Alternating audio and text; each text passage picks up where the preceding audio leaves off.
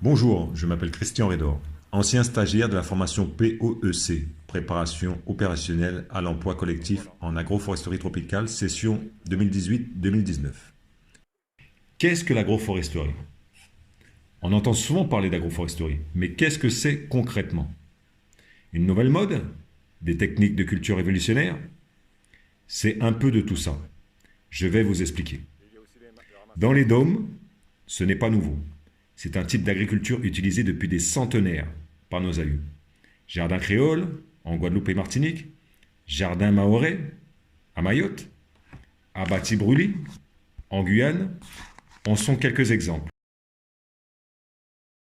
Pourquoi faire de l'agroforesterie? La première raison est alimentaire.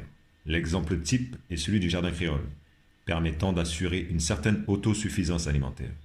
La deuxième raison est une question d'impact environnemental. Lutte contre le réchauffement climatique, stockage du carbone, recyclage de l'eau sont quelques exemples. Nous pouvons aussi parler des bénéfices économiques. Le cacao, la vanille, le café et les autres cultures patrimoniales cultivées en agroforesterie sont des produits à haute valeur ajoutée.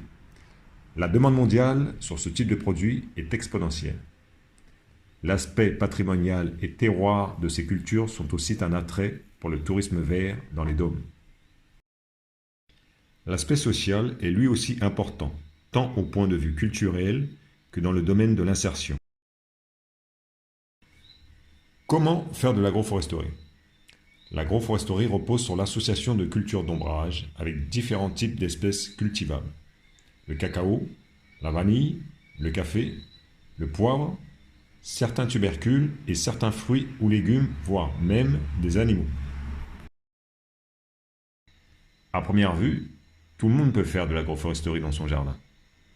D'ailleurs, c'est déjà largement pratiqué chez les particuliers. D'une façon plus professionnelle, dans le cadre d'une activité agricole, il est possible de démarrer directement son projet en agroforesterie ou de se reconvertir avec l'appui des structures compétentes en la matière dans les dômes. Un écosystème naturel et un agrosystème, donc l'écosystème cultivé, une des différences majeures, c'est vraiment l'exportation de la biomasse. Alors que dans notre écosystème naturel, la totalité de la biomasse produite, donc de la matière organique, est restituée à la terre, dans notre agrosystème, elle est dans sa quasi-totalité exportée, en vue d'être commercialisée, vendue, consommée, peu importe. C'est l'objectif, la production. D'un point de vue plus personnel, mes attentes pour le développement de l'agroforesterie en Guadeloupe sont les suivantes.